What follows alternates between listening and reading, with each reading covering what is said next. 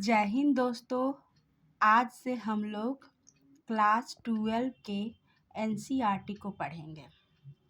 क्योंकि एनसीईआरटी जो है वो हर कंपटीशन में, हर चीज़ में क्लास 12 के लिए और कंपटीशन के लिए लाइन बाय लाइन बहुत काम आ रही है। इसीलिए हमने सोचा कि नहीं, आज से हम लोग एनसीईआरटी को पढ़ेंगे। पहले हम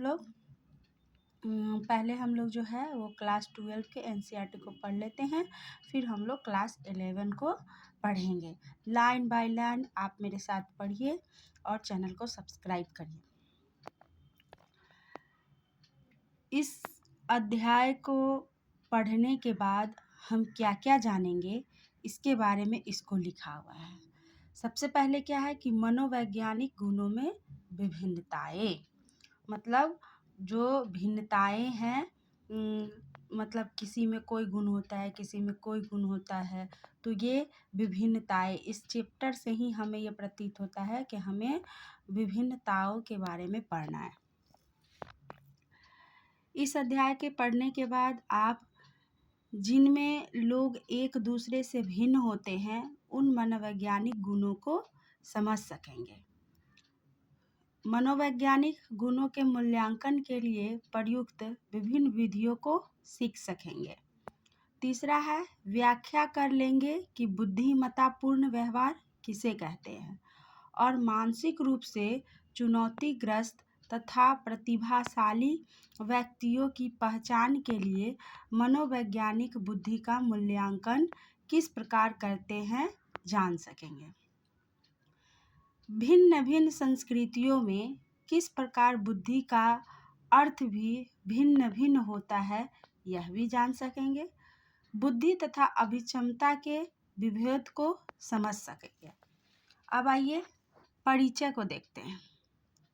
परिचय: मानव प्रकारों में व्यक्तिगत विभिन्नताएं, मनोवैज्ञानिक गुणों का मूल्यांकन, बुद्धि के सिद्धांत, बहुबुद्धि का सिद्धांत, बुद्धि का त्रिचापीय सिद्धांत, बुद्धि की योजना, अवधान, भाव प्रबोधन तथा सहकालिक अनुक्रमिक मॉडल, बुद्धि में व्यक्तिगत भिन्नताएं, बुद्धि में विचलन, बुद्धि परीक्षणों के कुछ दुरुपयोग, संस्कृति तथा बुद्धि, सामवेगिक बुद्धि, संवेगतः बुद्धिमान व्यक्तियों की विशेषताएं और विशिष्ट योग्यताएं, अभिक्षमता, स्वरूप एवं मापन और सृजनात्मकता। ये सारे चीज़ हमें इस चैप्टर में मनोवैज्ञानिक गुणों में विभिन्नताएं में पढ़ना है। इतने सारे चीज़ों को हम लोगों को पढ़ना है। तो आज सिर्फ इतना ही परिचय रहने देते हैं।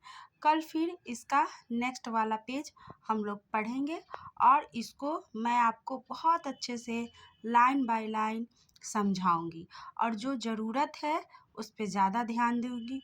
क्योंकि एनसीईआरटी में समझने के लिए बहुत चीज़ दिया हुआ रहता है, लेकिन इसमें क्या क्या ज़रूरी है, जिसको पढ़ना बेहद ज़रूरी है और वो हमारे एग्ज़ाम के लिए भी ज़रूरी होता है, उन चीज़ों पर ज़्यादा ध्यान देना ये बहुत आवश्यक चीज़ होता है। तो उन चीज़ों पर भी आपको ध्यान देते हुए हम आपको नेक्स्ट क्लास कल करवाएंगे। आप ज़रूर मेरे साथ पढ़िएगा। Thank you.